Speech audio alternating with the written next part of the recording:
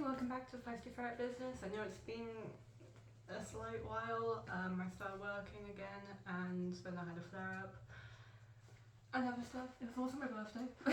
So yeah, just getting back in the swing of things. But today's video is going to be just a quick-ish one, I hope, as long as I don't ramble, about therapy animals and what it means to have a therapy animal, and if ferrets count as this.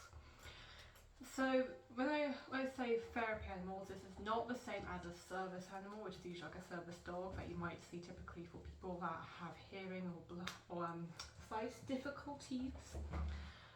But a therapy animal is not an official status in most countries, at least in the UK it isn't. They're not recognised as the same way as a service dog would be. It's more of an informal title you might give an animal that you have if it helps you with certain tasks or difficulties.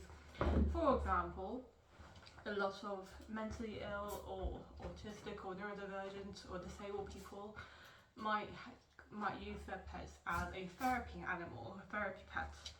Not all of them. Some you might have someone who's autistic who just don't have a dog, it's just their pet dog.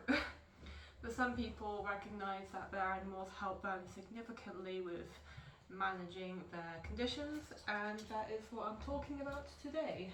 So, for context, I am autistic and I have a couple of invisible disabilities such as CFS and possibly other ones as well. And I consider both of my ferrets, as Pierre, well, besides eating, I consider both of them to be therapy animals. And what this means is that they help me manage my autism and my mental illness by providing comfort. I know this can sound quite generic to some people, like, yeah, well, pets make you feel better. So in that case, any pet could be a therapy pet. Which is why this is a very informal label. Some people don't see a point in it, but for me it significantly helps when I'm having an autistic meltdown. They help bring me back down to reality a little bit and help calm me down. They help ground me a lot when I'm having anxiety issues. And that's really what they're about for me, but also a good sensory thing. They don't make noise really, unlike dogs which bark. They don't make a lot of noise, which is good for me because I have hearing sensitivities. And also Balfour especially is very cuddling, that always helps. And in general for me, they just really help calm me down, bring me back down to reality a little bit and ground me. And they are an easier pet for me to manage as someone with certain difficulties.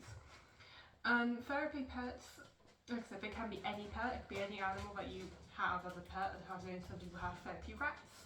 Could be a dog, could be a cat, could be sugar glider, could be a snake. It doesn't matter really, as long as you feel it helps you manage a condition you have or makes you feel better in that way.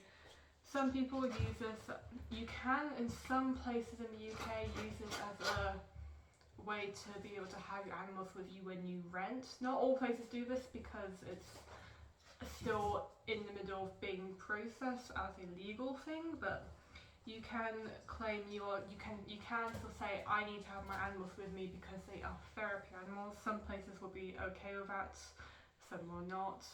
But you shouldn't use this as a loophole of sorts. I think that's kind of unfair. But at the same time, it's hard to define for each person what the therapy animal counts as.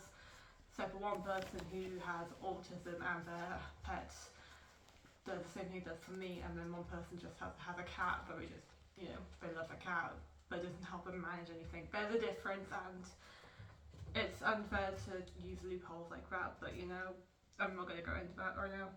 They can't be, like I said, they're not treated the same way as service animals and service dogs. So you can't do things like bring them onto planes.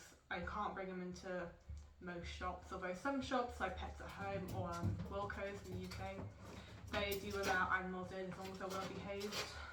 But most shops will not allow animals unless they are service animals, which again, they cannot be qualified as a service animal, so that's a different thing altogether, really.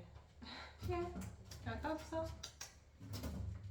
But ultimately, a therapy animal can be any pet you have that helps you manage and treat a condition, whether that's a physical disability, mental illness, a neurodivergence, whatever. So for me, it'd be these two, or this one right now. Balthazar is in this tunnel. You guys help me manage, I mean, just generally make me feel a lot better on my bad days. On my bad days, it's these two that keep me going, keep me motivated to do things, and you know, make sure I take care of them and myself. And that's the real beauty of therapy animals. Animals are, they don't choose who they're with, but like knowing how they have such a big impact on someone's life in the most positive way possible is a really nice thing. And I think people should be more aware of the fact that even though therapy animals aren't the same as service animals, they are still very important and shouldn't be thought of as less than. Service dogs, don't get me wrong, very crucial, very important, and they are specifically trained to help people with significant difficulties. But therapy animals are still important and are still a thing. So yeah, that's just a little run through of what therapy animals are like and what it's like to have ferrets as them. So yeah, that's this video. Like I said, a nice quick one, under 10 minutes, so that's good. I'll see you guys in the next video. Keep an eye out on the space and on my Instagram for a giveaway coming up soon, and a new sticker pack launching. I'll put more details on Instagram, Facebook, and here when it happens. But yeah, that's all for today. Thanks for tonight. You want to say goodbye? Like and subscribe.